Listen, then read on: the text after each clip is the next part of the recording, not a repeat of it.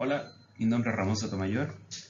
soy profesor del Instituto de Fisiología de la Facultad de Ciencias de la Universidad del Paraíso y el día de hoy en el curso de Neuroanatomía Funcional tendremos la clase de estructuras diencefálicas 1, tálamo, hipotálamo y área septal. Los objetivos de esta clase son reconocer las principales estructuras que conforman el diencéfalo, profundizar y comprender la clasificación anatomofuncional del tálamo, hipotálamo y área septal, y reconocer las principales alteraciones fisiopatológicas relacionadas con el funcionamiento del tálamo, hipotálamo y área septal. Como ustedes ya han revisado en este curso, la neuroanatomía funcional es muy importante para comprender las principales funciones que tienen las estructuras cerebrales. En este esquema sagital, uno puede observar la complejidad que tiene nuestro cerebro y muchas estructuras que en este caso no se observan. En el caso del diencéfalo, el diencéfalo es una estructura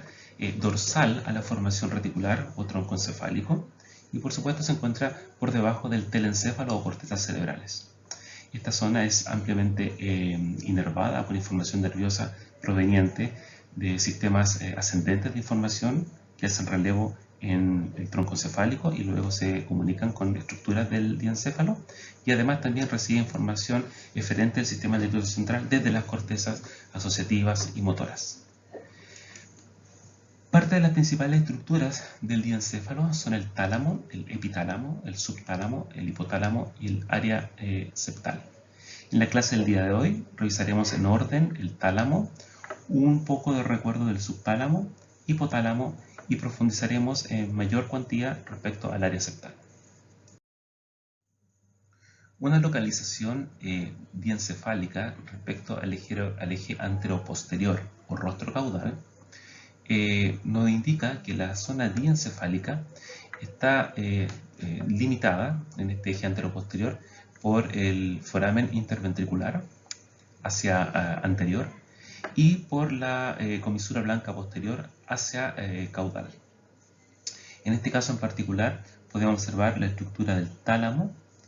Por debajo del tálamo se encuentra el hipotálamo y la conectividad que este tiene con la estructura hipofisiaria, y también en esta zona se encuentra tanto el epitálamo como el núcleo subtalámico.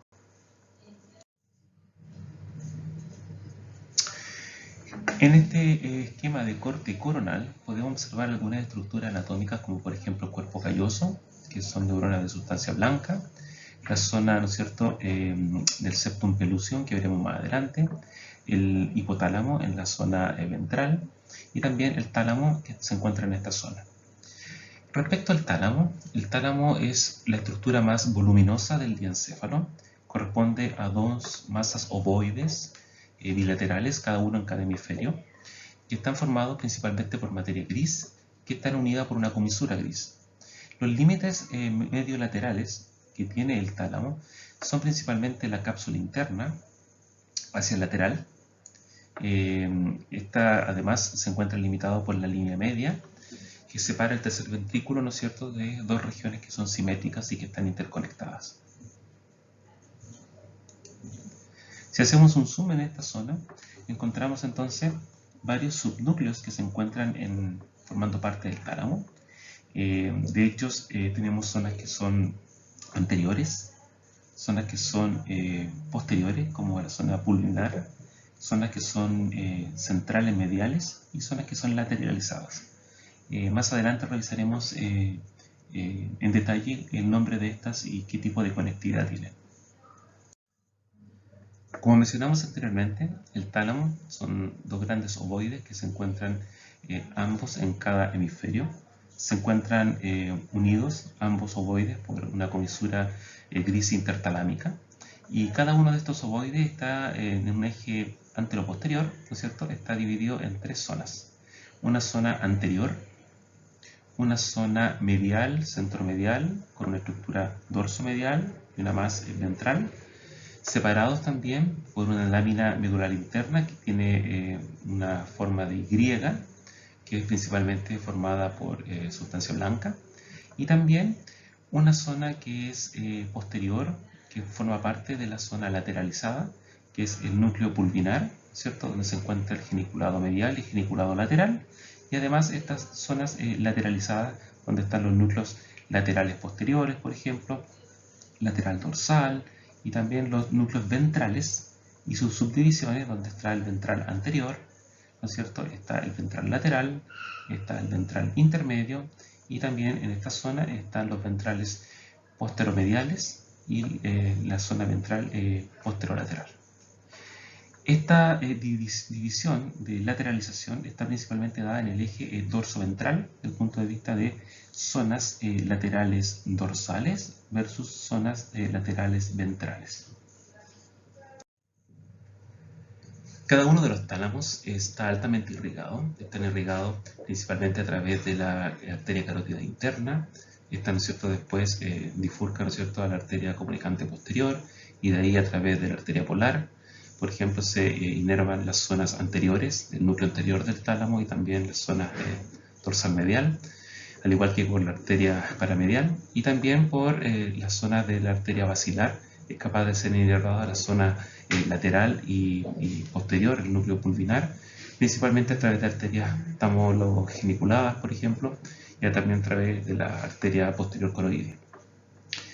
Esta inervación sanguínea, que es muy importante, permite todas las actividades metabólicas y celulares que tiene el tálamo en su funcionamiento neurofisiológico. Pero además ha tenido una relación muy importante con la patología, ya que hay varios tipos de hemorragias que afectan al tálamo y que pueden dar cuenta de lo que se conocen como hemorragias talámicas unilaterales y bilaterales, principalmente ya sea por la ruptura de alguna de estas inervaciones o irrigaciones vasculares. Acá, por ejemplo, hay resonancias magnéticas funcionales donde muestran, por ejemplo, un foco hemorrágico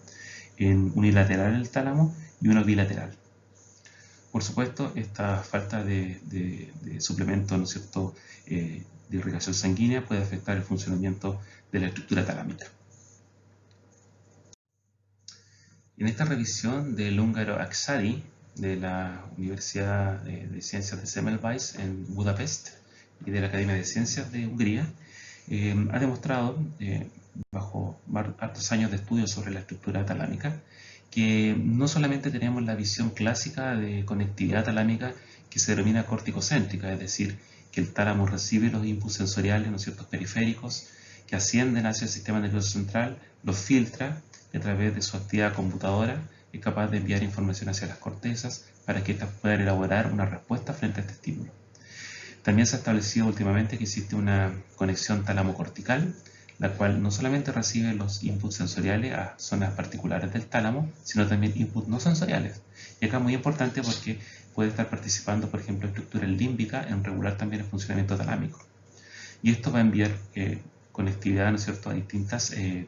cortezas de nuestro cerebro y también recibir información de vuelta de las cortezas para regular el funcionamiento talámico. Un ejemplo de esta conectividad estudiada en el último tiempo tálamo-cortical, por ejemplo, es lo que se observa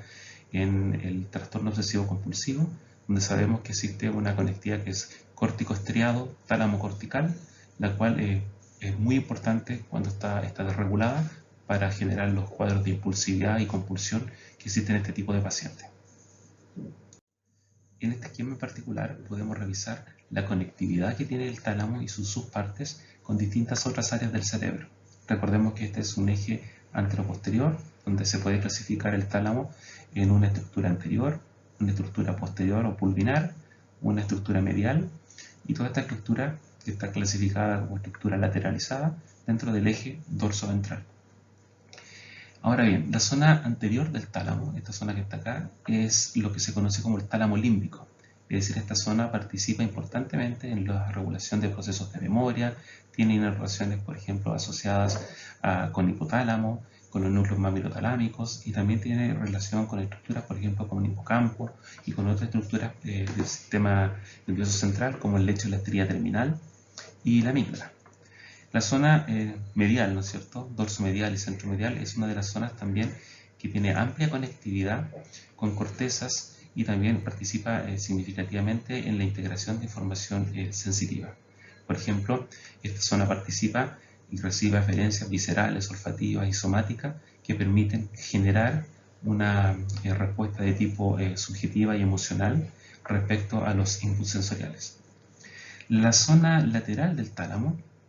asociada principalmente, ¿no es cierto?, al núcleo pulvinar y sus subnúcleos geniculado medial y geniculado lateral, y también los núcleos laterales dorsales, posteriores y ventrales son núcleos que reciben también información sensorial y de otras áreas del cerebro. Esta zona lateral del tálamo, que es la zona más extensa, ¿no es cierto?, va a recibir información de otros de los núcleos importantes de nuestro cerebro. Por ejemplo, las zonas más ventrales reciben información del cerebro, núcleos cerebrales diencefálicos, zonas cerebelares, también recibe los inputs sensoriales en esta zona que es la zona ventrolateral, y también en la zona particular, que corresponde al geniculado lateral. Es una zona que recibe los inputs visuales procesados desde las cortezas visuales, y también en el geniculado medial los inputs auditorios. Todas estas informaciones que forman parte de la salida de información del núcleo pulvinar permite que se generen todas estas inervaciones que van hacia las cortezas de asociación para controlar la información sensorial y también límbica que recibe nuestro núcleo talámico. Recordando la conectividad sensorial que recibe el tálamo, sabemos que este es muy importante para enviar neuronas de tercer orden que son capaces de permitir que nuestras cortezas sensen estímulos sensoriales como el tacto, el dolor o la temperatura. Por ejemplo, en este caso en particular, nosotros sabemos que frente a una situación para percibir el tacto en distintos, ¿no es cierto?, en nuestras extremidades, ya sea en el pie o sea en el dedo, las neuronas de primer orden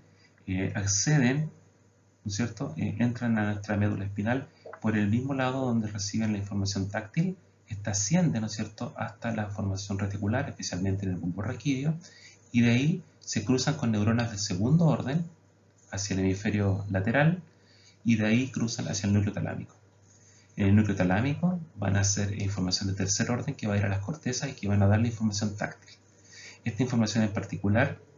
¿no es cierto?, asciende a través de los fascículos gracilis, ¿no es cierto?, a través también del fascículo cuneado para las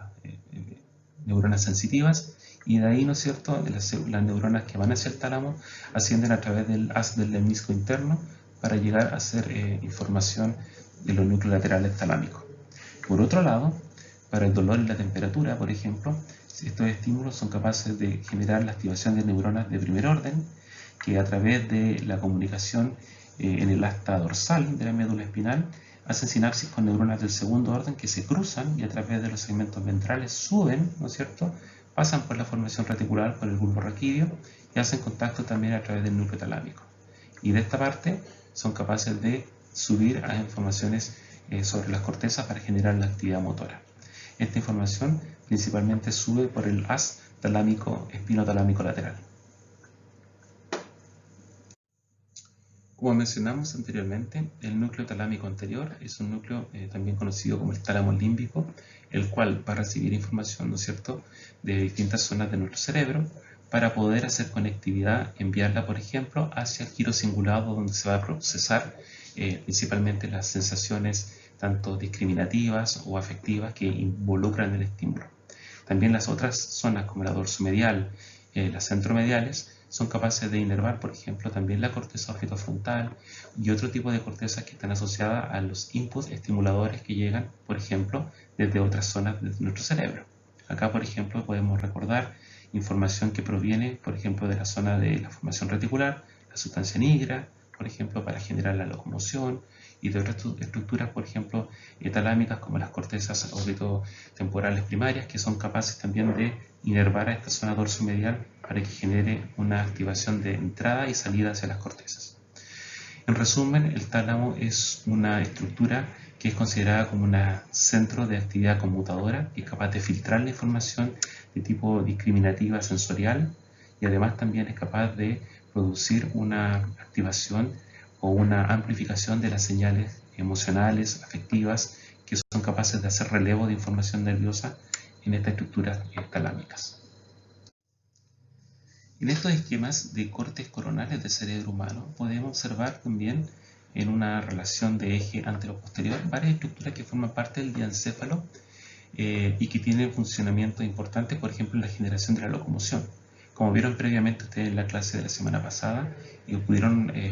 entender la conectividad de los ganglios basales, un núcleo diencefálico muy importante es el núcleo subtalámico,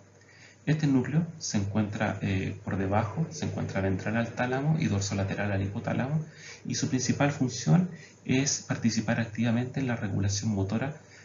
a través de su conectividad con otras estructuras de los ganglios basales, por ejemplo, como el caudado putamen, ¿no es cierto?, como por ejemplo también el globo pálido interno, externo, etc. Como ustedes recordarán, la información que llega desde los ganglios basales para formar finalmente el proceso locomotor involucra la integración de distintas estructuras cerebrales, donde se encuentra el núcleo subtalámico y el tálamo participando activamente en el control motor. Así, por ejemplo, la información proveniente de la vía directa, que va desde las neuronas dopaminérgicas de la sustancia nigra, son capaces de hacer sinapsis a través del caudado putamen. En esta zona en particular se estimulan receptores D1, que son capaces de estimular una vía, ¿no es cierto?, que es de tipo GABAérgica, que va especialmente hacia el globo pálido externo. De este globo pálido externo, esta información sale hacia el núcleo talámico y de aquí se activan las vías talámicas que van hacia la corteza para generar la locomoción. También tenemos la estructura que va desde la sustancia nigra, que inerva en este caso en particular también el caudado putamen, pero a través de una vía indirecta, mediada por receptores D2, estimula el globo pálido interno, y este también va a generar una actividad GABAérgica sobre el núcleo subtalámico, el cual va a regular la actividad, ¿cierto?, de la neurona del globo pálido interno, para también generar un efecto inhibitorio sobre la actividad locomotora. Por lo tanto, tiene un rol fundamental el núcleo subtalámico en el control motor. De hecho, investigaciones actuales han demostrado que la estimulación eléctrica del núcleo subtalámico es también una herramienta quirúrgica para tratar la enfermedad de Parkinson. El núcleo subtalámico ha sido asociado principalmente a tres grandes áreas, o tiene una conformación de tres grandes áreas, donde está dentro del núcleo subtalámico el propio núcleo subtalámico. Este participa, ¿no es cierto?, a través de aferencias, siendo la más relevante las que recibe del globo pálido externo y que proyecta glutamato hacia el globo pálido interno. También hay una zona en el núcleo subtalámico que es la zona incierta. Esta zona en particular también está implicada en el control motor, forma parte de la vía extrapiramidal y de las conexiones con la corteza motora. Y también están los núcleos de Forel, donde se proyectan eferencias hacia diferentes otras regiones de nuestro cerebro. En resumen, como ya lo pudieron ver en la clase anterior, el núcleo subtalámico, que es una estructura del diencéfalo, participa también activamente junto al tálamo en el control motor, especialmente en el control preciso de este. El hipotálamo es otra área diencefálica que se encuentra ventral respecto al tálamo. Es una estructura que tiene una función eferente muy importante para el sistema nervioso central, ya que controla dos grandes vías. Una de estas vías es una vía nerviosa que permite la activación, por ejemplo, de una respuesta visceral eferente que está asociada a la activación del sistema nervioso autonómico, y también una vía endocrina que es capaz también de regular los procesos homeostáticos a través de su conectividad con la glándula hipofisiaria, tanto en su parte anterior como posterior. En este caso en particular, entonces, el hipotálamo es un órgano integrador del diencéfalo, tanto de la actividad nerviosa como endocrina. Y en particular, respecto a la actividad homeostática que puede tener el hipotálamo en funciones del punto de vista no endocrinas, está la regulación de la sed, el hambre, la temperatura corporal, el balance hídrico y la presión sanguínea. Y por otro lado, las endocrinas, la regulación de todas aquellas glándulas que producen hormonas periféricas y que controlan nuestro medio interno y son fundamentales para la homeostasis celular. Respecto a hipotálamo, puedo dejarles el link y enlaces particulares para que revisen más de detalle las funciones tanto endocrinas como no endocrinas del hipotálamo, pero podemos decir que en particular hay casi 10 áreas que se pueden distinguir del núcleo hipotalámico. En particular, en un eje antero-posterior, el hipotálamo se puede clasificar en tres grandes zonas. Una zona que es anterior, también conocida como una zona supraóptica, una zona medial, que forma parte como de una especie de tubo en la zona hipotalámica que se llama hipotálamo medial o tuberal, y una zona posterior o también mamilar que tiene funcionamientos muy importantes, por ejemplo, sobre la vigilia. Además, si uno ve en el eje medio lateral una estructura que está lateralizada, que se conoce como el núcleo hipotálamo lateral, que está muy cerca de una zona que se conoce también como la estructura área periformical, y que tiene un rol muy importante, este hipotálamo lateral, en controles homeostáticos, como por ejemplo el funcionamiento de la alimentación. En la zona anterior podemos observar entonces el núcleo supraóptico y parte del núcleo paraventricular del hipotálamo. También en las zonas tuberales podemos observar las zonas dorsomediales del hipotálamo, la zona ventromedial y también la zona del núcleo arcuato, que está muy cercano a la base del tercer ventrículo. Y en la zona posterior, como lo mencioné, principalmente el núcleo posterior hipotalámico y también los núcleos mamilares. El hipotálamo recibe una gran cantidad de información desde otras áreas de nuestro cerebro que son capaces de permitir la ejecución de una respuesta, ya sea eferente nerviosa o también endocrina. Así, por ejemplo, frente a una situación, por ejemplo, de estrés, que se sensa, ¿no es cierto?, en cortezas, ¿no es cierto?, esta información visceral y sensorial, ¿no es cierto?, del estrés, se filtra, ¿no es cierto?, a través del tálamo. El tálamo envía la información hacia la corteza y la corteza va a enviar información de distinto tipo, por ejemplo, desde un relevo amigdalino hacia el hipotálamo, para que éste pueda, por ejemplo, activar una vía endocrina en respuesta al estrés. ¿Qué vía endocrina en particular? Por ejemplo, la secreción hipotalámica de CRH, que va a estimular en la adenohipófisis la producción de ACTH y por ende en la glándula, principalmente en la corteza de la glándula adrenal, la producción de glucocorticoides. Pero por otro lado también esta situación de estrés es capaz de estimular a subáreas hipotalámicas que van a permitir que envíen información hacia el tronco del encéfalo, especialmente hacia la formación reticular, para que aquí se puedan activar neuronas de tipo autonómicas y puedan generar una respuesta, por ejemplo, simpática, que es capaz de amplificar la señal eferente nerviosa y por lo tanto genera una respuesta rápida y adaptativa al estrés. También en el hipotálamo, la naturaleza de neuronas que llegan son de distinto tipo. Neuronas monoaminérgicas, por ejemplo, como noradrenérgicas, serotoninérgicas, dopaminérgicas, y también neuronas, por ejemplo, de tipo aminosídicas. Por ejemplo, neuronas glutamatérgicas, provenientes de manera muy importante de la amígdala,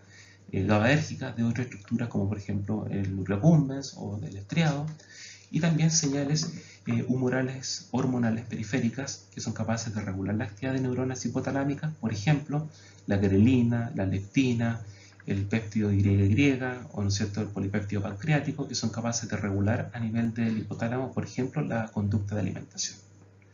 Entonces, en definitiva, el hipotálamo recibe informaciones de muchas otras áreas de nuestro cerebro, genera respuestas que pueden ir a otras áreas del cerebro, genera una respuesta eferente endocrina y también una respuesta que puede ser de tipo autonómica. La zona medial tuberal hipotalámica participa activamente, ¿no es cierto?, en la actividad de la vía endocrina, especialmente la zona del dorso medial, ventromedial. Existen neuronas que son capaces de activar en particular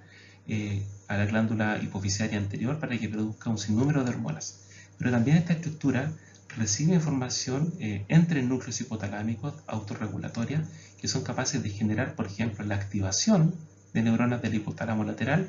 para generar el proceso alimenticio, o también inhibición de neuronas, por ejemplo, que son de tipo anorexigénicas u orexigénicas, que pueden también afectar en uno u en otro sentido la conducta de alimentación. Varias de estas señales que reciben, como lo mencionamos anteriormente, son de origen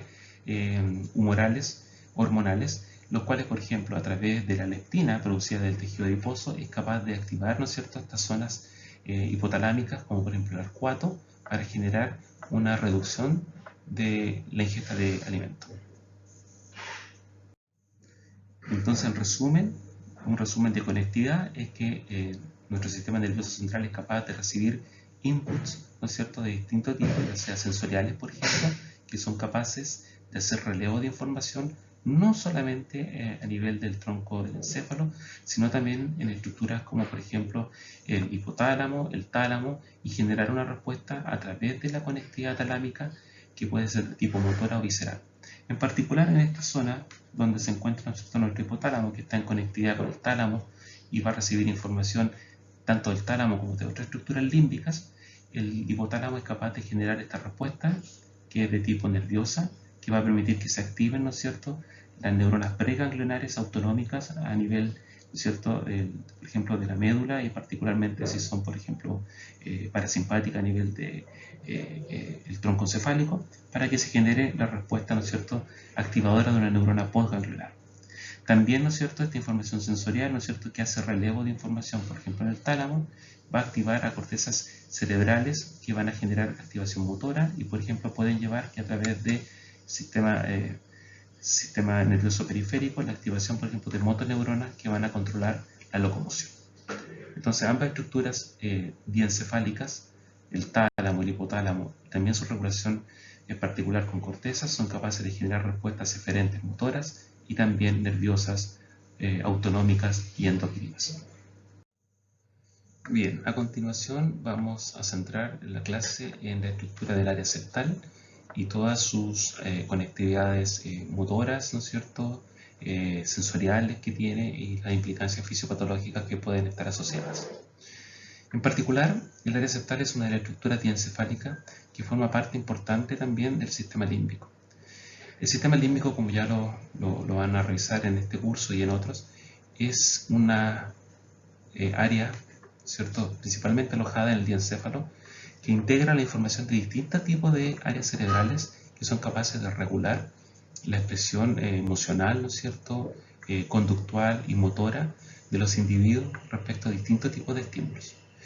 De hecho, las estructuras límbicas han sido asociadas, por ejemplo, a conductas emocionales, memoria, homeostasis, conductas sexuales, conductas motivadas. Y el área septal en particular está en conectividad con varias estructuras límbicas, ¿cierto?, como por ejemplo la amígdala, la corteza intorrinale, el hipocampus, el fornix, etc. ¿Dónde se ubica el área septal dentro de nuestro cerebro?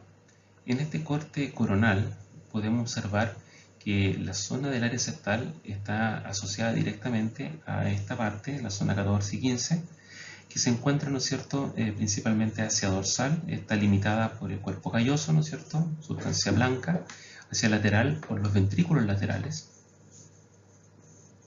¿no es cierto?, y hacia rostral principalmente por la circunvalación subcallosal. Está en contacto directo también con otras zonas cerebrales muy cerca, por ejemplo, como tal, por ejemplo, el núcleo rojo, ¿no es cierto?, la sustancia nigra, y varias otras zonas que están alojadas en esta zona medial de nuestro cerebro. En humanos, el área septal ha sido dividida en dos grandes áreas. Una de ellas es el septum pellucidum y otra es el septum verum. El septum pellucidum corresponde a esta zona que está acá, que son láminas delgadas separadas por los ventrículos laterales, que tienen estructuras, por ejemplo, y células como gliales, ¿no es cierto?, fibras, que son capaces de conectar el límite dorsal del septum verum y el cuerpo calloso. Por otro lado, el septum verum, que es la zona que está principalmente acá abajo, es un núcleo bien desarrollado en primates y también en mamíferos inferiores, e incluye en su anatomía, como lo veremos más adelante, a los núcleos septales medial, lateral y posterior.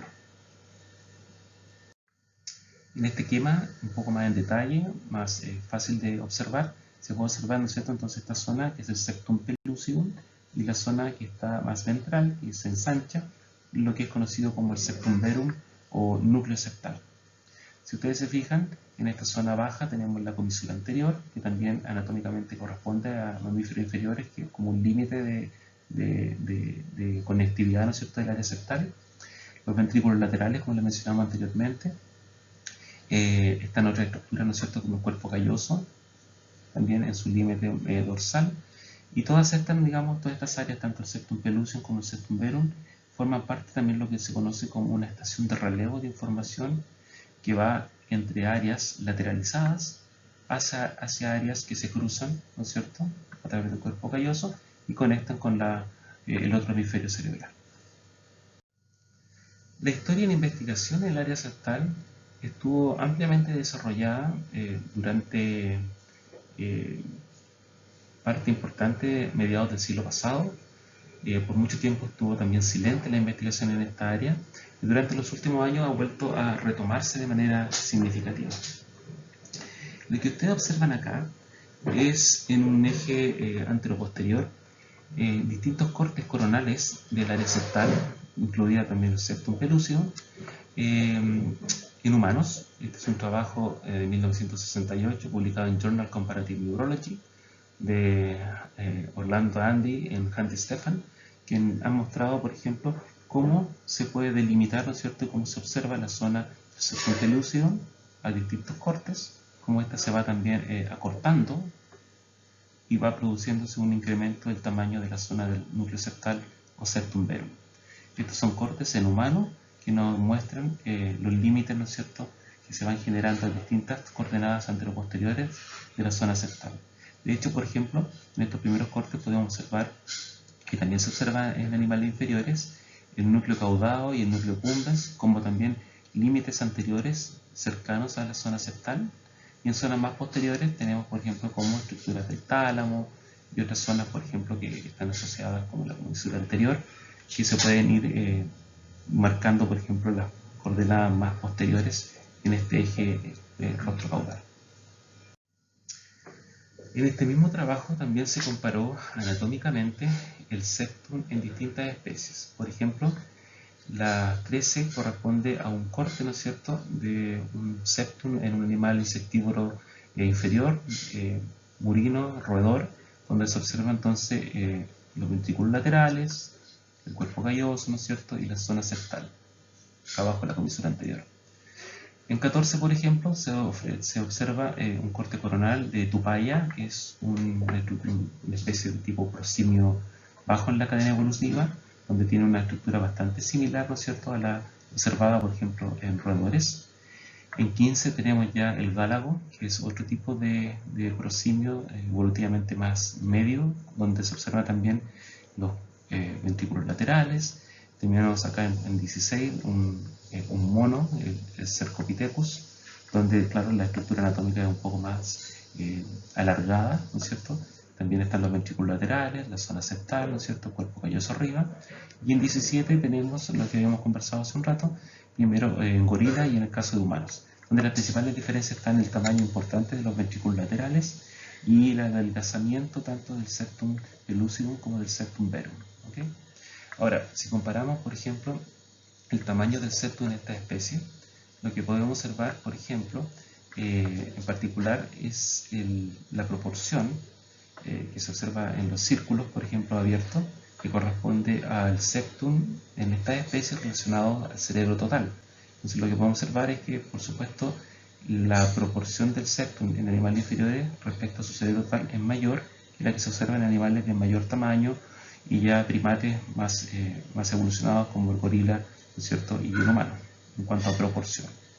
Por otro lado, también en los círculos rojos, en negros,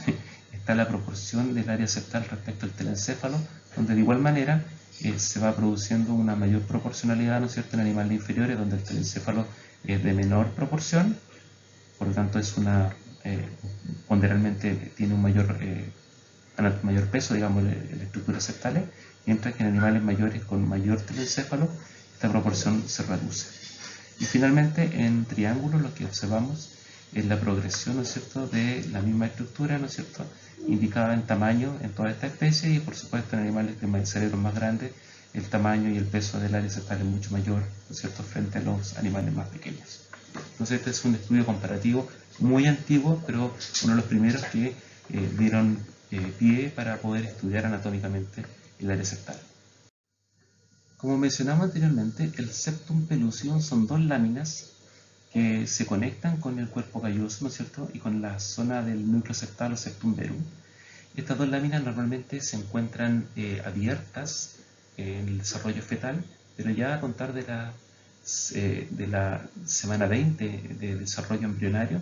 estas láminas comienzan a cerrarse,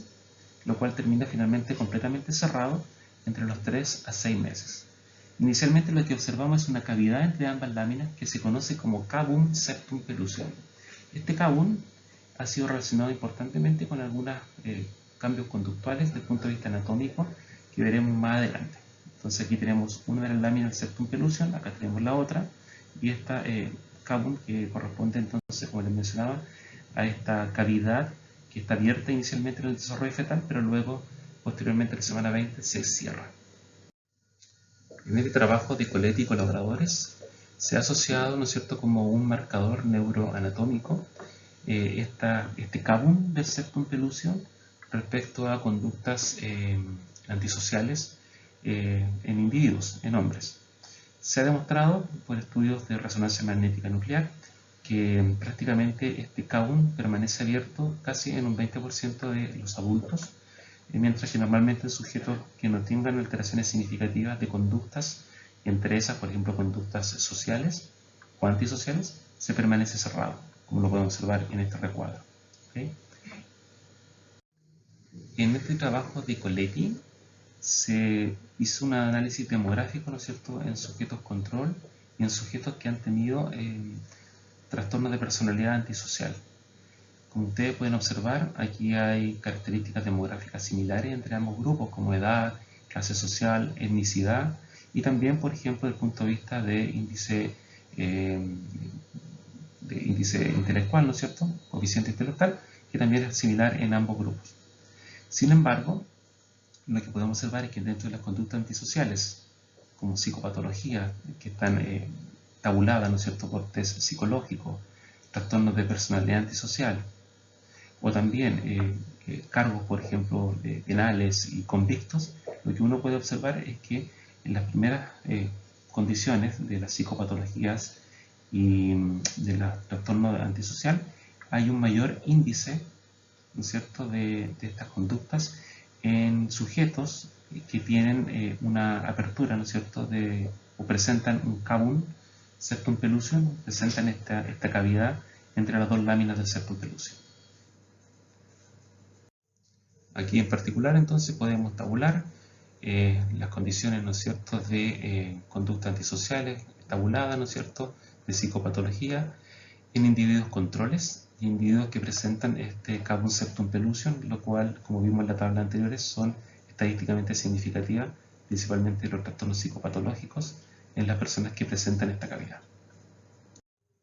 Otro estudio realizado a principios del año 2000, también por resonancia magnética funcional, demostraron que se produce o se observa mayor prevalencia de cabum septum pellucidum, ¿no es cierto?, como se observa aquí en la flecha, la cavidad, en, por ejemplo, individuos que han sido boxeadores, en mayor proporción que en sujetos que no lo han sido. De hecho, se observa que este cabum septum pellucidum está proporcionalmente casi en un 20% de estos sujetos que son boxeadores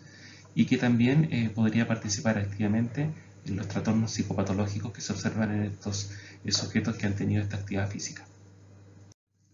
También, por ejemplo, esta imagen tomada de esta revisión de Chihan y colaboradores, una de las pocas revisiones actualizadas del septum que se hicieron a principios del año 2000, no han habido nuevas revisiones de este tema de manera significativa, ha demostrado también, como ustedes pueden observar, en B,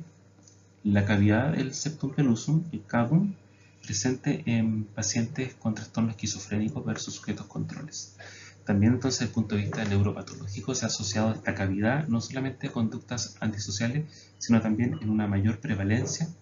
en pacientes con trastorno esquizofrénico. Lo que podemos observar en esta resonancia magnética nuclear,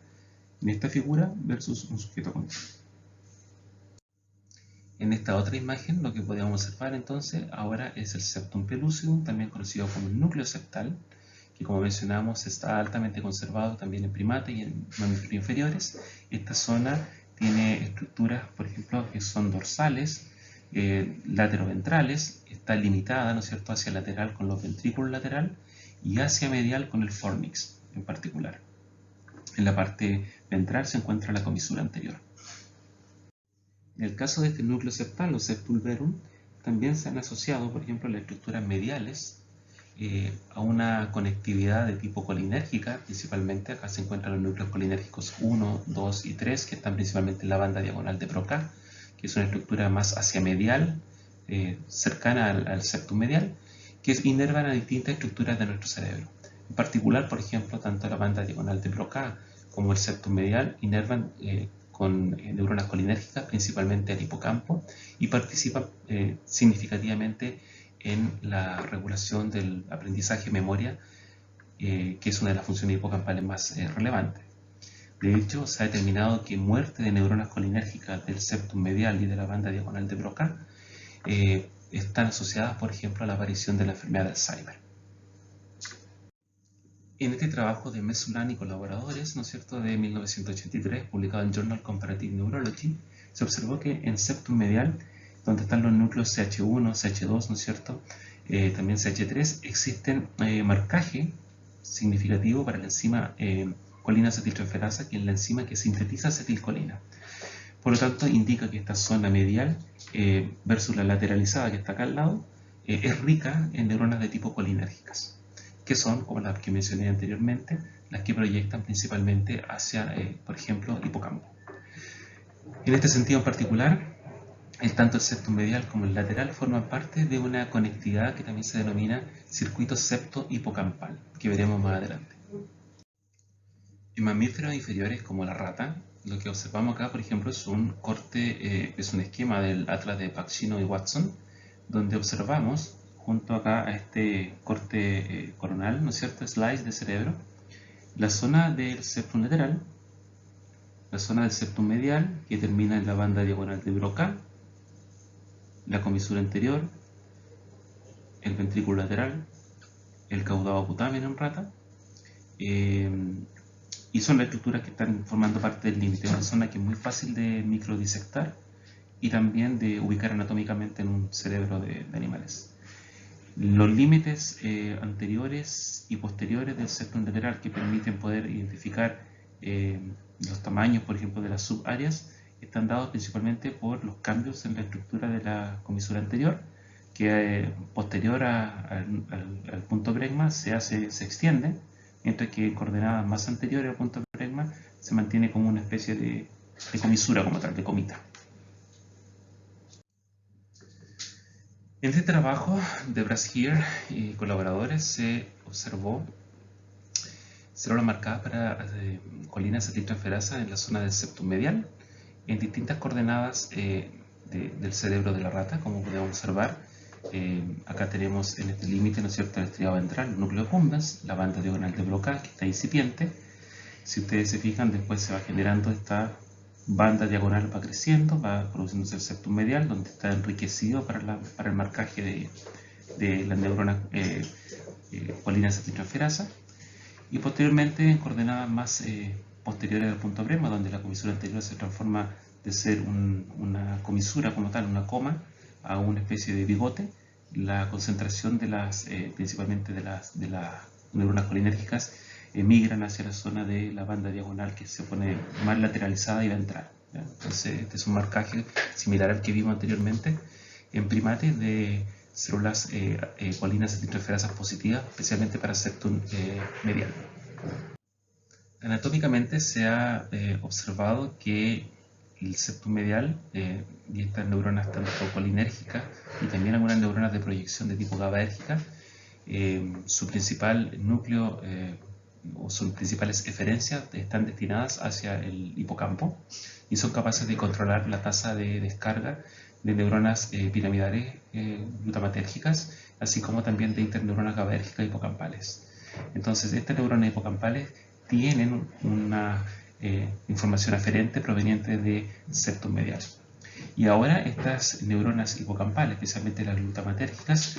proyectan eferencias a distintas áreas del cerebro y entre esas a la zona lateral del septum,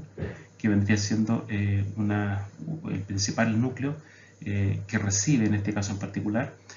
aferencias de tipo glutamatérgicas de origen hipocampal. Esto es muy relevante porque, como vemos en este esquema,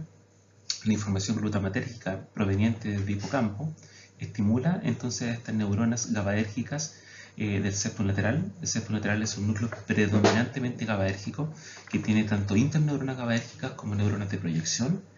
y por lo tanto la activación hipocampal sobre este núcleo genera que este proyecte GABA a distintas áreas del cerebro, y el núcleo del cerebro que recibe aferencias septales de mayor proporción es el núcleo hipotalámico, especialmente su porción lateral, donde recibe este tono inhibitorio GABAérgico desde el septum lateral. Por lo tanto, parte de las conectividades y circuitos más importantes en los que participa el septum lateral, en este caso en particular, o el septum globalmente, es en este circuito hipocampo, septum, hipotálamo. ¿ya? Y recordar que de la zona medial del septum, las neuronas colinérgicas son capaces de inervar y activar a neuronas hipocampales GABAérgicas y glutamatérgicas. Considerando entonces esta información aferente al septum lateral glutamatérgica de hipocampo y su proyección eferente a hipotálamo, algunos estudios han demostrado, por ejemplo, usando quimiogenética, que corresponde a la expresión de receptores DREDS modificados, receptores diseñados por bioingeniería, que solamente son activados por ligandos exógenos, en este caso la clozapina N-óxido, y que cuando se activan pueden producir una cascada de señalización, por ejemplo, en este caso del DREDS M3 acoplado a proteína GQ, y en el caso, por ejemplo, del DREDS M4 a proteína GI. En particular, estos receptores son receptores metabotrópicos derivados de receptores muscarínicos, pero que no son activados, en este caso, por concentraciones fisiológicas de acetilcolina. En este trabajo, publicado en el año 2015 en Nature Communication, lo que se hizo fue agregar la expresión del DREDS M3Q, especialmente en hipocampo. Aquí se puede observar en rojo, ¿no es cierto?, tiene la proteína fluorescente Cherry. Se puede observar la expresión del DREDS a nivel hipocampal y las células, el marcaje de las células en particular con la activación neural de FOS cuando se agrega el ligando que es capaz de activar al receptor. Lo interesante de esto es que este circuito, hipocampo, lateral septum, hipotálamo, ha sido relacionado con el control alimenticio, porque sabemos que las neuronas efectoras finales del hipotálamo lateral responden o son responsables de generar el proceso de alimentación. Entonces lo que se supone experimentalmente es que la inhibición del septum lateral sobre el hipotálamo es capaz entonces de regular el proceso de alimentación. Lo que observamos acá en este gráfico es la ingesta de comida durante dos periodos, el periodo de oscuridad de los animales, que es el periodo de mayor actividad, y el periodo de luz, que es el periodo de menor actividad. Lo que observamos es el basal en el consumo de comida previo a la administración de la clozapina N-óxido, que es el ligando que estimula a los receptores DREDS. Cuando se agrega la clozapina, en el primer intervalo de los primeros 30 minutos se observa una reducción significativa del consumo de comida por la activación de la clozapina N-óxido, que se mantiene esta reducción en los siguientes 60 minutos o en los siguientes 180 minutos. Sin embargo, en el periodo de luz, esta reducción solamente es apreciada en el periodo de los primeros 30 minutos y no así en los subsiguientes intervalos de tiempo. Por lo tanto, el activar quimiogenéticamente el hipocampo produce que se genere finalmente el proceso de reducción de la alimentación, que en esta vía está asociada a hipotálamo. Elegantemente en este circuito septo-hipocampal y control alimentario, lo que se hizo ahora fue marcar específicamente la vía de manera retrógrada que llega al septum lateral y que proviene del hipocampo. Y para eso se inyectó al septum lateral el virus proveniente del trigo, que es un marcador retrógrado, lo que permitió observar las partículas virales en la zona específica del hipocampo donde llegaron estas partículas y que marcan la vía septo-hipocampal. En particular en esta zona ahora, donde sí están las vías que son eferentes hacia la receptal, se inyectó en los DREDS, en este caso en particular el DREDS M3, y lo que se observó es lo mismo que en el caso anterior, es que una vez que la clozapina N-óxido estimula al DREDS, se genera una reducción significativa en el consumo de comida en estos animales. Y no así cuando lo que se inyectó fue el vector vacío, que tiene la proteína fluorescente amarilla, donde no hay cambio significativo en el patrón de alimentación. Por lo tanto, entonces esta vía, en particular esta vía, es capaz de regular el proceso alimentario, y como veremos más adelante, a través del control hipotalámico. Como vimos recientemente, el septum medial entonces proyecta información desde su propia área y desde la banda diagonal, ¿no es cierto?, hacia, ¿no es cierto?, las estructuras hipocampales, las cuales pueden generar la activación del septum lateral. Como vemos en este esquema, publicado en el libro de Sistema Nervioso de la Rata, de Paxinos, distintas áreas, ¿no es cierto?, del hipocampo son capaces de inervar, ¿no es cierto?, con proyecciones a estructuras del septum. En particular de CA3 se puede estimular la zona caudal del septum lateral, de CA1 y subiculum la zona más rostral, y en particular en este esquema, ¿no es cierto?, de circuito, podemos observar que una vez que se estimula, ¿no es cierto?, el septum lateral por por el hipocampo. Este es capaz también de controlar a estructuras hipotalámicas que participan, por ejemplo, en la vigilia, en activaciones conductuales, en respuestas motoras también. Entonces, es considerado en este circuito septo hipocampo hipotálamo como una área de relevo de información entre la estructura hipocampal y el hipotálamo. En este trabajo de Sweeney y Yang del año 2016, lo que se hizo ahora fue estudiar la conectividad del septum lateral y el hipotálamo, y cómo ésta participaba directamente en la regulación del proceso alimentario. Lo que se hizo en particular fue inyectar ahora en el septum lateral los vectores virales para expresar los DREDs de tipo M3 y M4. El DREDS M3, como lo vimos anteriormente, es un DREDS estimulador que una vez que se estimula por clozapina N-óxido aumenta la actividad neural, mientras que el DREDS M4 es un DREDS inhibidor y reduce la actividad neural. En este caso podemos observar ejemplos de las trazas, ¿no es cierto?, de la descarga, la despiga de neuronas que han expresado el DREDS M3, y cuando se inyecta clozapina N-óxido se puede observar que aumenta significativamente el número de espigas, ¿no es cierto?, que se observa en este patrón, ¿no es cierto?, de descarga. Por el contrario, cuando se expresó el DREDS M4, la inyección de clozapina N-óxido disminuye significativamente, en este caso, el número de espigas en este intervalo de tiempo. La cuantificación, ¿no es cierto?, del número de espigas por minuto aumenta con la inyección de clozapina N-óxido cuando se tiene el DREDS, que es estimulador derivado del receptor M3 muscarínico, mientras que en este caso disminuye cuando se estimula el receptor M4, ¿cierto? Y cuando se inyectan en este caso los vectores vacíos que solamente tienen la proteína fluorescente cherry, no hay cambio significativo en el número de espigas por minuto cuando se tiene la condición basal versus la inyección de clozapina N-óxido. Entonces, en particular, lo que hicieron en este trabajo fue ahora inyectar entonces los DREDs, tanto M3 como M4, a nivel del septum lateral, especialmente en la zona dorsal. Acá podemos observar el septum lateral medial y la expresión entonces de los DREDs. En particular, la activación con clozapina N-óxido, ¿no es cierto?, produce la activación neural marcada por CFOS, que tenemos en estas neuronas en particular enmarcadas aquí en azulito. Bien, ¿qué es lo que ocurrió? Lo que ocurrió fue que cuando se inyecta entonces la clozapina N-óxido aumenta la expresión de CFOS y colocalizado con mCherry, es decir, se estimulan las neuronas que tienen el DREDS, y además podemos observar que la estimulación del DREDS M3 genera una reducción significativa del consumo de alimento. Sin embargo, cuando se ha inyectado el DREDS vacío que tiene el mCherry, no hay cambio significativo. Pero cuando se inyecta entonces ahora el DREDS M4, derivado del receptor muscarínico 4, hay un aumento significativo en el consumo de comida cuando se inyecta clozapina N-óxido. Entonces esto nos da pie que en esta circuitería la activación o inhibición de estas neuronas participan activamente en la regulación del hipotálamo, que es el centro final en el control de la alimentación. De igual manera al paper anterior, para poder demostrar específicamente la vía que inerva el hipotálamo y proviene del septum lateral, ahora se inyectó en hipotálamo lateral el trazado retrógrado derivado del virus del trigo, de la proteína del trigo, ¿no es cierto?, el cual al ser inyectado en esta zona tiene un viaje retrógrado hacia el septum lateral. Y se puede observar específicamente las zonas del septum lateral que reciben las partículas virales. Y ahora, específicamente en esta zona, inyectando el DREDS M3, se expresa, digamos, anatómicamente en la zona donde comienza, digamos, la vía eferente hacia hipotálamo. ¿Y qué observaron acá? De nuevo, que la inyección de clozapina N-óxido aumenta significativamente en todos estos intervalos de tiempo, reduce significativamente en estos intervalos de tiempo el consumo de comida, lo que es significativo,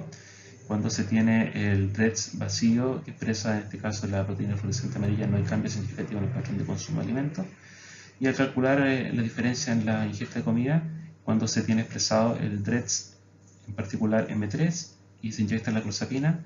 se produce la reducción significativa entonces del consumo de comida. Entonces esto nos indica de nuevo que en este caso particular neurofisiológico, que es el control alimentario, esta ruta hipocampo, lateral septum e hipotálamo es muy importante para controlar, ¿no es cierto?, en este caso el proceso de alimentación. Como vimos anteriormente en ratas, el septum lateral es una estructura que se encuentra dorsal, ¿no es cierto?, al núcleo accumbens. Recibe también inervación dopaminérgica proveniente del área tegmental ventral. Este septum lateral está limitado, como lo mencionamos anteriormente, por el cuerpo calloso, ¿no es cierto?, por los ventrículos laterales. Tiene también posterior a los ventrículos laterales, en el eje medio lateral, al caudado putamen, ¿no es cierto? El núcleo accumbens está en la zona baja, y también está la comisura anterior.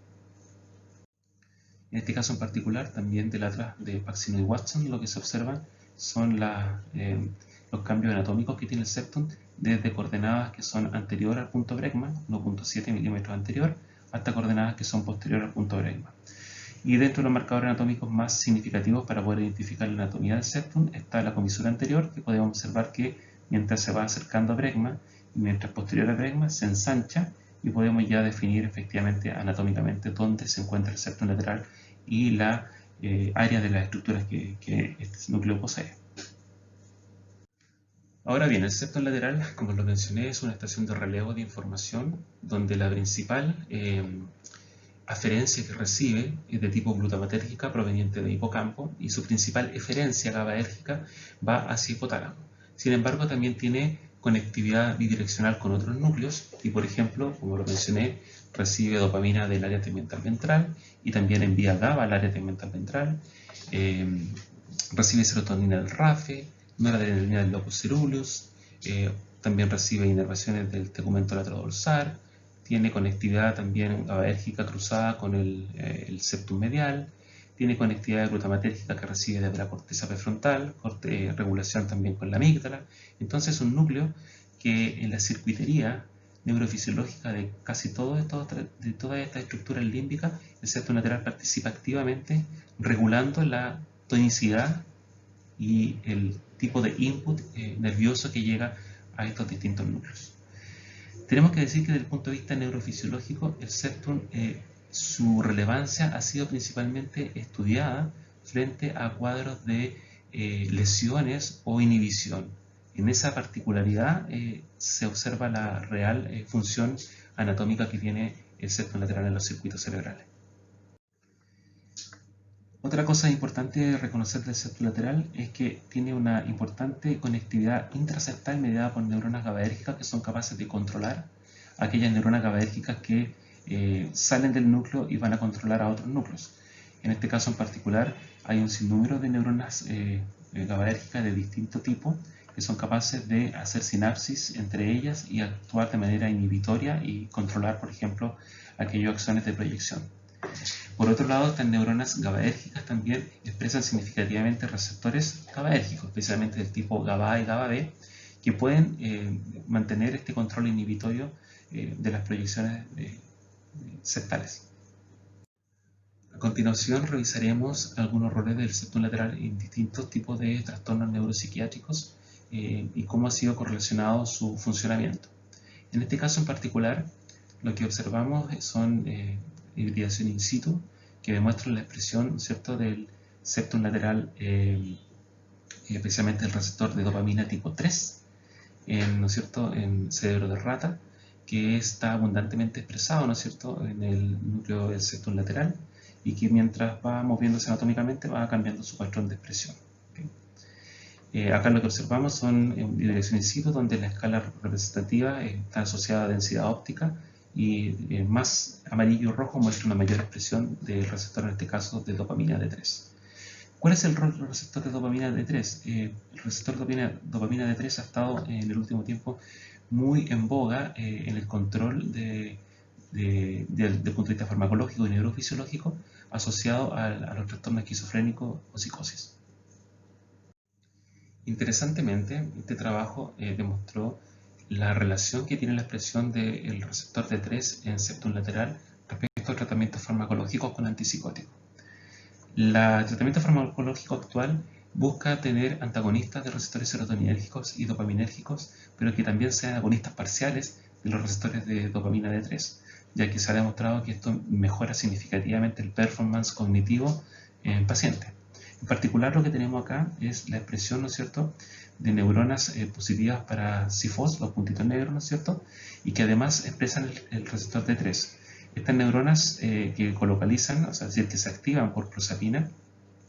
y expresan el receptor D3, ocurre de manera particular cuando se tiene el tratamiento con clozapina, el antipsicótico más eficaz actualmente debajo del tratamiento o arsenal terapéutico.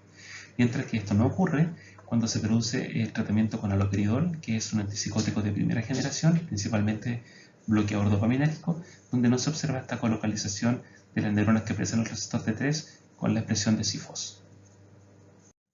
También en psicosis se ha demostrado durante los últimos 20 años que existe una proteína reguladora de la vía de Wnt, que es la DISC1. DISC es una proteína conocida como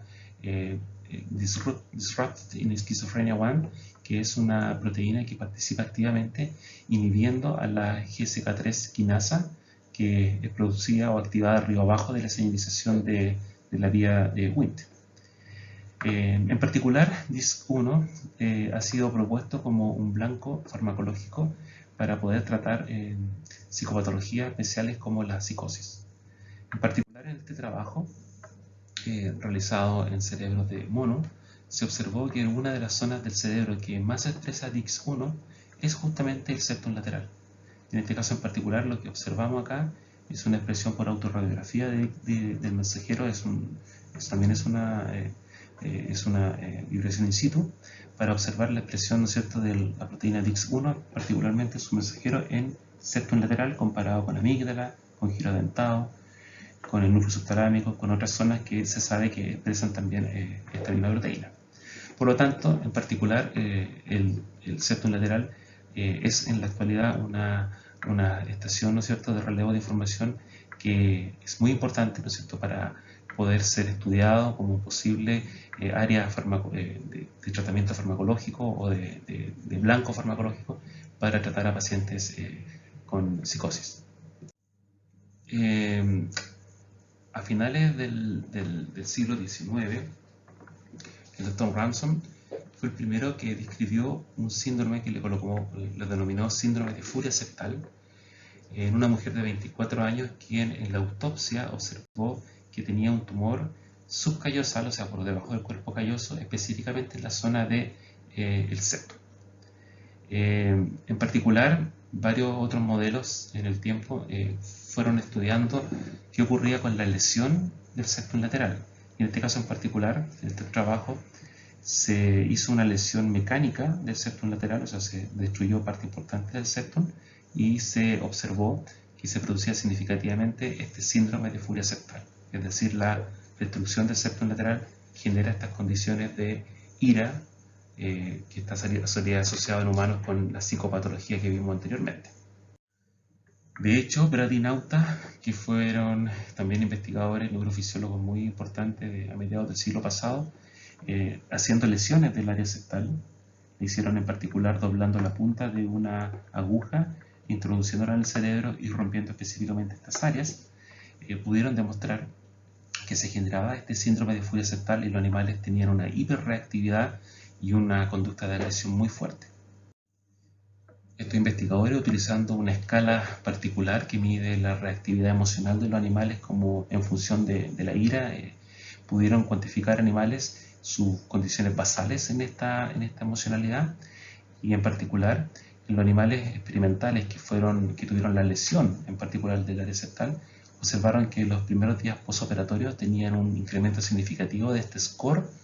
de ira, de emocionalidad, que progresivamente durante el tiempo, días postoperatorios, fue disminuyendo. Mientras que los animales CHAM, es decir, los animales que fueron sometidos a parte importante de la operación, pero no a la destrucción del núcleo, no tuvieron cambios significativos en el patrón de conducta emocional, y los animales no operados mantuvieron una conducta similar a los scores previos a la operación. Entonces, en definitiva, la lesión del septum lateral genera conductualmente esta condición o esta psicopatología de síndrome de furia septal. A finales de la década del 70 del siglo pasado, en Nature se publicó cómo un sinnúmero de drogas que modifican el sistema dopaminérgico, especialmente en el septum lateral, eran capaces de modificar este síndrome de furia septal. Y estos fueron los primeros trabajos que determinó que la conectividad dopaminérgica en este núcleo era importante para su regulación. Utilizando animales que tenían lesionado el septum lateral y que tenían un score de irritabilidad alto, a los cuales, por ejemplo, la inyección de salina durante las primeras horas por lesión no afectó significativamente su score, y sí lo hizo después de pasado 1, 2, 3 o 4 días de posterior a la lesión. Se observó que cuando se inyectaba levodopa, por ejemplo, un precursor de dopamina, se producía una reducción a dosis altas de este score de irritabilidad, que era significativo en el tiempo. También cuando se inyectó apomorfina o pirivedil, que son agonistas dopaminérgicos, también a distintas dosis se produjo una reducción significativa de este score de irritabilidad en los animales. Lo mismo cuando se inyectó anfetamina, que es un liberador de dopamina, es decir, ahora también un liberador de la dopamina proveniente del área tegmental ventral, también disminuyó significativamente este score de irritabilidad, mientras que la administración de metoaxital, que es principalmente un fármaco de tipo barbitúrico, no generó un cambio significativo durante las siguientes horas, sin embargo mantuvo este score de irritabilidad en los animales. Por lo tanto, este trabajo demostró que el rol de la regulación dopaminérgica sobre el septum lateral es muy importante. El síndrome de furia septal con los años ha sido modulado por distintos tipos de nuevas tecnologías, ha sido modulado farmacológicamente y también en este caso en particular por optogenética, demostrando lo mismo que se había hecho con Bradinauta y con los investigadores que habían hecho la lesión mecánica de este núcleo. En particular acá, como se ejemplifica en este esquema, la activación, ¿no es cierto?, se estimula, ¿no es cierto?, el septum lateral, que expresa el canal de rhodopsina, ¿no es cierto?, y con luz azul estimula las neuronas que tienen una conectividad hacia hipotálamo ventromedial, hipotálamo lateral, y cuando está apagado el láser, estas neuronas están inactivas. Entonces, cuando está apagado el láser, tenemos las conductas de ataque, mientras que tenemos prendido el láser, estas neuronas se activan y disminuyen el ataque. Desde el punto de vista farmacológico, en este trabajo, publicado en Current Biology en el año 2016, lo que se hizo fue ahora demostrar una inhibición farmacológica del septum. Y para esto se inyectó en el septum lateral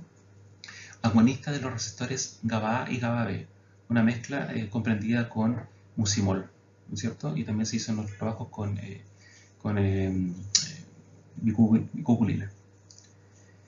¿Qué es lo que se observó? Que cuando se agrega mucimol, ¿no es cierto?, y se inhiben las neuronas GABAérgicas porque se hiperpolarizan por este agonista, aumenta significativamente la tasa de ataque tanto en machos como en hembras. Disminuye también el reflejo de la monta de la hembra, que es un reflejo que tienen los machos y que tiene un control septal. No se vio alterada la locomoción, la actividad investigativa anogenital entre machos y hembras. Por lo tanto, la inhibición farmacológica genera entonces este aumento de la frecuencia de ataques. De igual manera, este trabajo utilizando optogenética,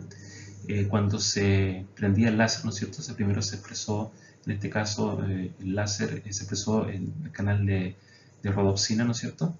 en esta vía que inerva al hipotálamo. Cuando se prende el láser, la tasa de ataque disminuye significativamente, al igual que la tasa de la monta,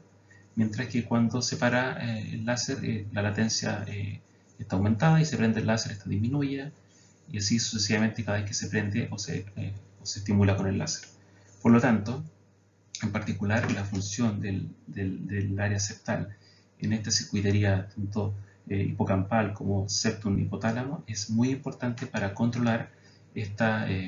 situación de psicopatología, de irritabilidad que se observa en los animales. Otro receptor especialmente expresado, ¿no es cierto?, en esta zona del cerebro, que es el septum lateral, es el receptor de serotonina 5-HT1A. El septum, como lo vimos anteriormente, recibe inervación desde el núcleo dorsal de Raphe de tipo serotoninérgica y estimula, ¿no es cierto?, a este receptor presente tanto en sus neuronas posinápticas como también del tipo 1 que está presente en los axones. En particular, entonces, la serotonina es capaz de estimular a receptores 5-HT1A posinápticos, así como también estimular, ¿no es cierto?, receptores 5-HT2A presentes en los terminales, ¿no es cierto?, de neuronas glutamatérgicas provenientes del hipocampo. Lo que observamos acá es una autorradiografía para el receptor, donde observamos una abundante expresión en el área septal y también en la zona de la banda diagonal de Broca. También se ha demostrado que otros receptores presentes o expresados en el septum lateral, y que también son importantes para trabajos que veremos posteriormente, están involucrados en las conductas de tipo ansiosas y depresivas que se asocian al septum lateral. particular, en este trabajo, lo que se hizo fue determinar inicialmente que el septum lateral expresa el receptor de vasopresina 1A. Este receptor de vasopresina es un receptor acoplado a proteína GQ que está expresado principalmente en las neuronas septales, y como ustedes observan acá, también llegan fibras, ¿no es cierto?, de otras zonas, como el lecho de la estrella terminal, la amígdala y también del hipocampo, del hipotálamo, que liberan vasopresina. Y lo que se hizo fue inyectar tanto a nivel del núcleo septal como intraperitoneal vasopresina, y lo que se observó que significativamente esta inyección de vasopresina incrementa el tiempo que los animales pasan en los brazos abiertos en un esquema conductual del test elevado en cruz, ¿no es cierto? El Elevate plus MACE, que es un test clásico para medir ansiedad en animales. Por lo tanto, la activación de este receptor, en particular ya sea por la inyección de vasopresina directamente en el septum lateral, tiene un compuesto o tiene un efecto ansiolítico en animales.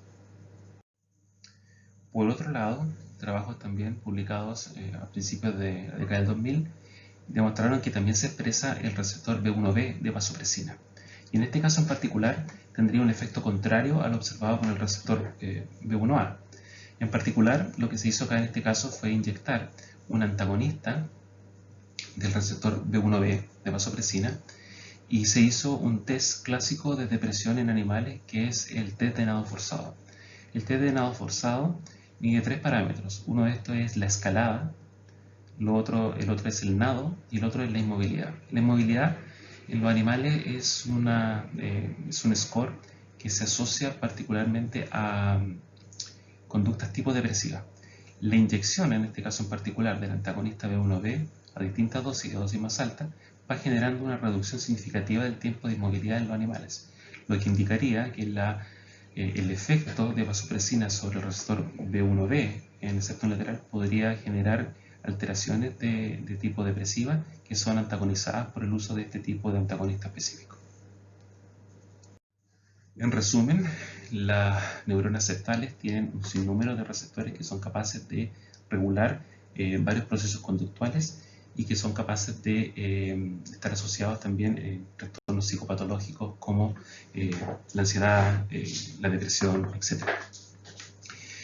Otro trabajo seminal desde el punto de vista del estudio del septum lateral, pero en este caso en particular respecto a la motivación, fue el trabajo realizado por Olds y Milner, dos neurofisiólogos que son considerados padres de la neurociencia moderna, los cuales integraron de manera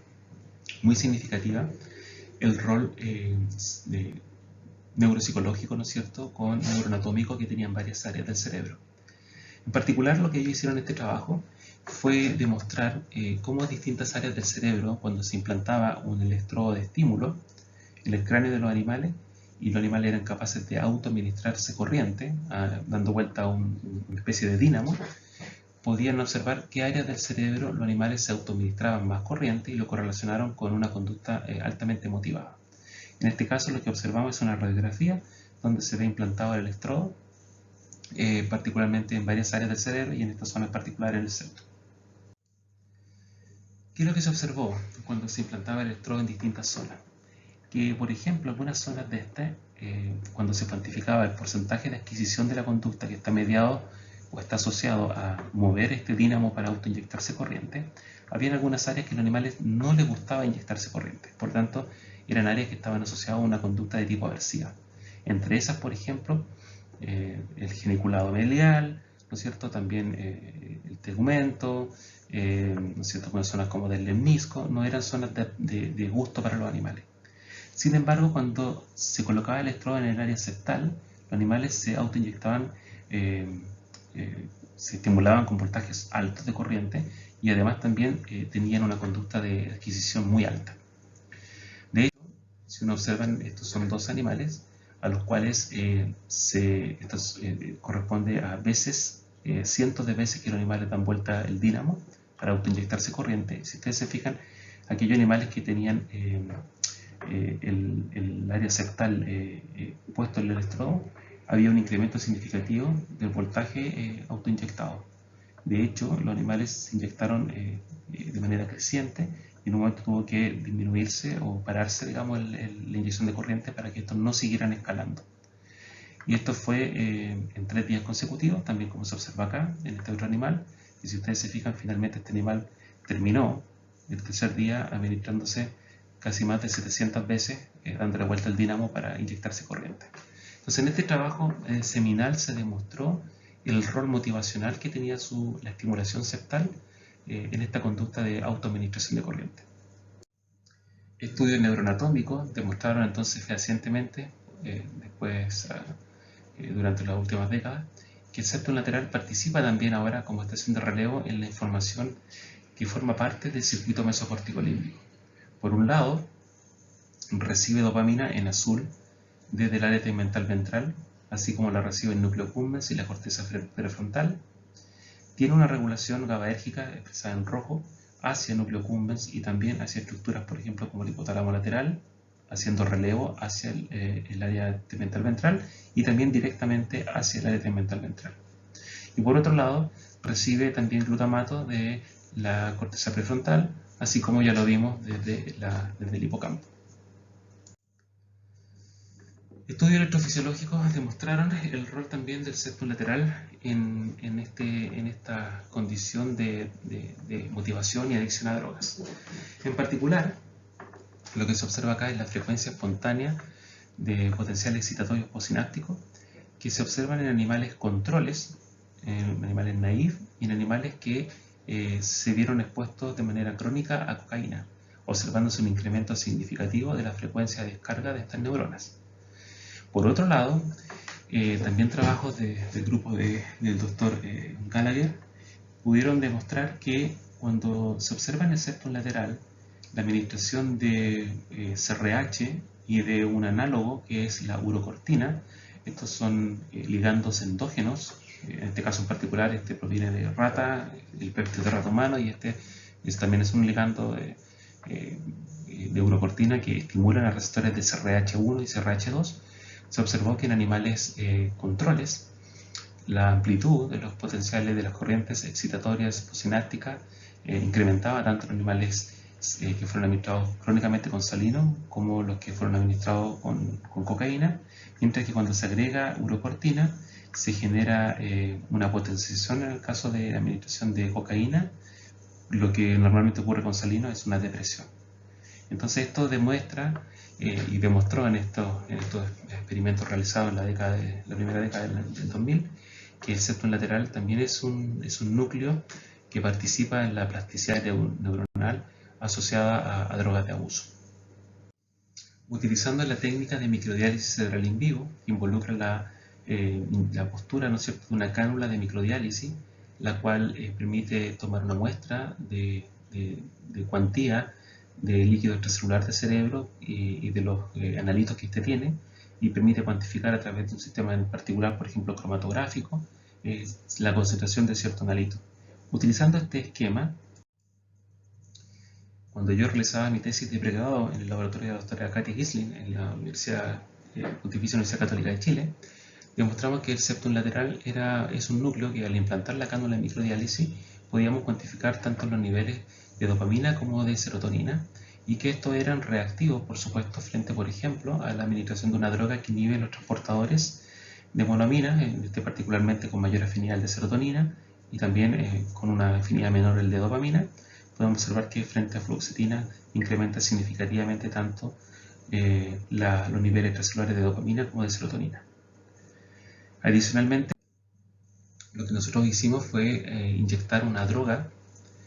que ha demostrado producir liberación de dopamina, por ejemplo, en núcleo accumbens, y observamos que en el septum lateral los niveles de dopamina aumentaban significativamente, mientras de manera dosis dependiente cuando incrementábamos la concentración de morfina. Por lo tanto, este núcleo tiene una regulación dopaminérgica y que es estimulada por drogas de abuso como la morfina. En este caso en particular, se agregó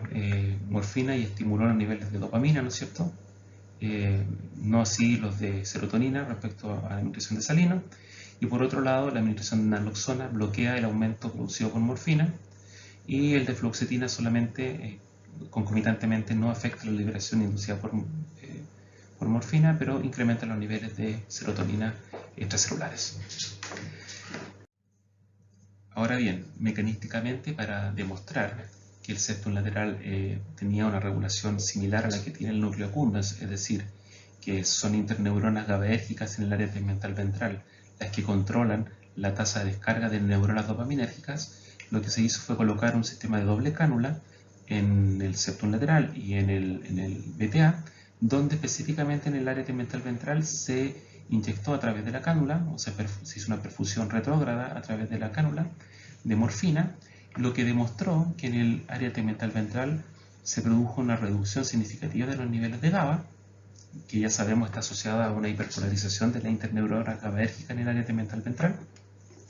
lo que va concomitantemente con un aumento de dopamina observado a nivel del septum lateral de manera específica. Esto sin duda nos demuestra entonces que el septum lateral